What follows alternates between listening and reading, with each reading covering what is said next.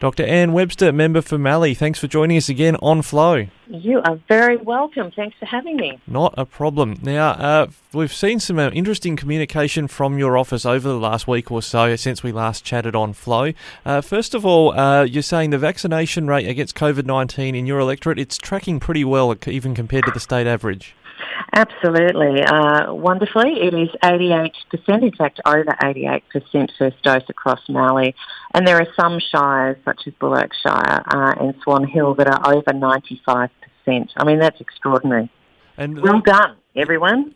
Yeah, and that sort of tracks into, I guess it's against the odds, isn't it, as well, because there's been some challenges in actually sourcing or getting vaccines to some regions. Yeah, that's true. It was slow, as we know. The vaccine rollout initially was slow into regional areas, but of course that's picked up now, and we have chemists who are providing Moderna as well, which is the equivalent of Pfizer, so people can ultimately walk in and get one, which is fantastic. So, yeah, look, our vaccine uptake is really good and certainly warrants some applause. And I guess it's getting some applause of sorts or recognition from the state government in that they're looking at trialling, I guess, this vaccinated economy area in places like Bullock. Is that right? Yeah, apparently so. No details. Don't know what it means, and I'm not sure they've worked it out themselves, but it's worthy of some recognition, and starting the opening up trial, I'm not sure even what they're calling it, will be really excellent for Bullock. Yep, and I gather you're looking to communicate something else to the State Premier, though, about the mandate requiring people to be vaccinated to participate in employment. You've got a petition running about that. Yeah, look, I do. It's been highly controversial. I've had some very strong objection to the fact that I would even get a petition up. But we have also got 6,660, believe it or not, signatures at the moment. This is the third day it's been operating, so it has... In 3 days? 3 days, yeah. And so there's also strong feeling that this coercive tactic of the Premier is really not seen in a good light by many people. So, and particularly, my issue is that people were voluntarily, obviously, the evidence is there. Our statistics show very clearly, even across Victoria, where we're over 80% are vaccinated now. And why the need for coercion? If we're going to be taking away people's rights, that is the right to work, then the proportion needs to be measurable. People need to understand the necessity for it, and also have evidence that there is not another way which is less rights restrictive that it could be done. And the fact is that people have voluntarily done it. So why now put people's jobs on the line? And I have many people who are contacting me, whether they're small business or whether they're employees or apprentices or otherwise, who are saying, why should my right to consider my, vaccination stop me from working? Now, the problem with this whole thing, Ricky, is that it is highly controversial, and it really needs the ability to have a nuanced argument, because obviously we want our healthcare workers who already, as part of it's a condition of their work that they have all the jabs, so it's nothing new for them. And then we have aged care sector, highly vulnerable sector in our community, and we want those people. And the PM came out quite early with the National Cabinet and said, no, we want these sectors to be mandated, and I totally get that.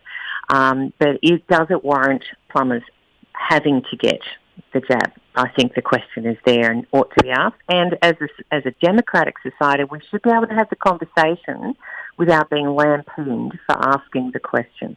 Well, and I think we've even got it in a letter format from the Prime Minister saying vaccination will be voluntary, but this is sort of runs against that. Absolutely. And, there are plenty of us at a federal level who really object to the stand that the Victorian Premier has made.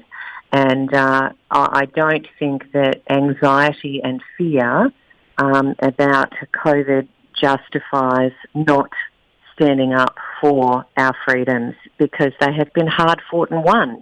We don't just hand over our democratic rights for no reason. There must be really clearly explained reasons. For example, the health necessity for 100% people to be vaccinated. Well, clearly the Doherty Institute report and modelling shows that 80% fully vaccinated is what we're aiming for in order to safely open.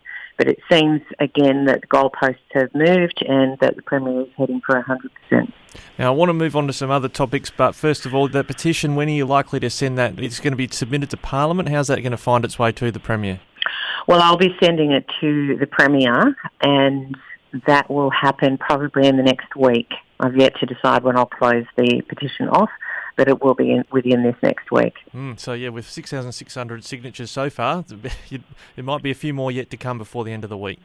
Now, the pandemic has been a hot topic, and understandably so, but the business of people's needs and requirements in an electorate continue to go on. And yes. When it comes to their mobile phone coverage, you've teamed up with some coalition colleagues to support a private members bill to hold telcos accountable if they're not providing adequate service. Absolutely. Yeah, Julian Lisa, member for Barawa, has asked me to join with him, which I happily did. There are about 16 of us, I think, who have effectively co-signed the private members bill, which calls telcos, Telstra, Optus, everyone else, to account for failures. And it's not just a failure to deliver a service that puts communities at risk in emergencies such as bushfires, etc.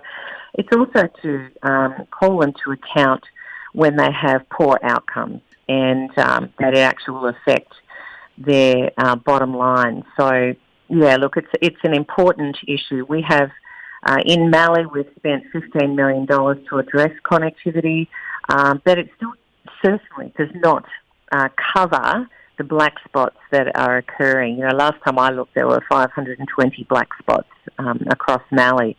That's a lot of towers that would need to go up. One of the other things that we have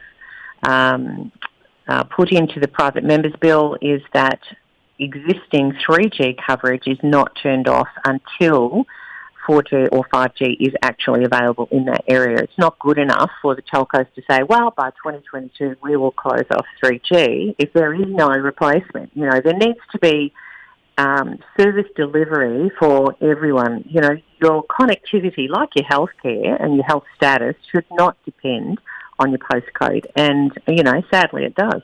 And not only is it a frustration when service coverage is poor, but there's some pretty important safety issues that arise from this. I think there's a reference in this bill about if the coroner makes findings about poor services, serious consequences for telcos. Yeah, absolutely. And, you know, for the company, for the executives, just like it would for a private business. So financial penalties would apply to those people. So, look, there are other factors such as mandating battery backups for phone towers and, you know, other measures that mean that people who live in these regions, in regional communities, don't suffer from poor connectivity going forward. Absolutely. Now, some other good investment that's going to be happening in the region in the next, year or so, thanks to is it the Building Better Regions Fund? Yes, the Building Better Regions Fund, one of everybody's favourites. The Building Better Regions Fund is something that the Nationals actually have fought for years and got in place, which is fantastic. This particular round 5, was supposed to be $200 million, and the Deputy Prime Minister pushed it to $300 million, which was approved at ERC, and so more projects have been approved than would have been, obviously, had he not. We had $1.7 billion worth of applications just to give some, you know, proportionality to what's actually been approved. So those figures again, so it was, 5 plus times oversubscribed? Yeah, pretty well. Yep. Yes, so, pretty challenging. And, however, in Mallee, we have done incredibly well, and the Mildura Rural City Council is receiving $1,150,000 for projects along the Mallee track, including Murrayville, which I'm very pleased about. I should have the details of that particular project in front of me, which I don't, which is poor on my part. Apologies. Any spending in Murrayville is welcome. Yeah, that's right. And Mallee Family Care have been awarded their project, which is $4.9 million for a new building, which will see them all housed on one site and make their service delivery of welfare, highly valued welfare across the Sunraysia region, be more efficient, which is also fabulous. Western Wine and Heritage Cycle Trail is down in Northern Grampianshire. That's $212,000. The Buller Shire has the Witchy-Proof Sale Yards receiving $142,699. And the Wimmera Development Association Migration Pathways to Support Regional Growth is $96,000. St Arnaud is receiving $33,394, the History Discovery Trail, and also for pool covers and shade upgrades. And I've been to that pool and there is none, so this is a really positive $33,000 as well. That's at St Arnaud, isn't it, as well, that one? Yes. Yep. As the aquatic seasons get underway, once the community reopens in full, that's going to be good news for swimmers and water enthusiasts at Horsham and St Arnaud. Yes, absolutely. No, it's fantastic. So across Mallee, we have received $37.3 million over 33 projects since it has begun. So yeah, no, it is a great outcome for Mallee. Now, the fund you say there was more than 5 times oversubscribed this time around. What are the processes for determining which projects get these grants, like the ones you've listed? How does the government firewall itself against the claim it's a pork barrelling fund? How is it assessed? Yeah. Look, it's a very good question, and people certainly have a right to know. The government actually gets very little say. So the Department of Infrastructure goes through every project application. They make a list and they do colour code them, green and pink. And green is for projects that actually tick off on the criteria for the fund. And pink no, they don't quite, but if an MP wants to really push a project because it's important for the community, then you've got the opportunity to do that. And then there are those, of course, that don't meet the criteria at all for whatever reason, or certainly not a percentage of it. I had no pink projects, so only green ones that actually made it into the criteria and ticked off the green in the green boxes, so to spek. So you're tickled pink then? Or tickled green, as the case may be. Yeah, that's right. It's been a really good outcome for Mallee, and we are now going to councils and people who are wanting to achieve great things for the community and asking them to step up and provide me that information. Obviously, we are going into an election, and I want to be able to fight for projects across Mallee that are important to the community. Yeah, well, by the sounds of it, if the Deputy Prime Minister bumped the fund up from 200 to 300 million in the past, if it's over 5 times oversubscribed, it might need to be larger still going into the next federal election. I know, and that's what we're pushing for. All right, keep us updated. Dr. Anne Webster, some great news for your electorate there. Thanks for joining us again on Flow. Thanks so much, Ricky. Great to be with you.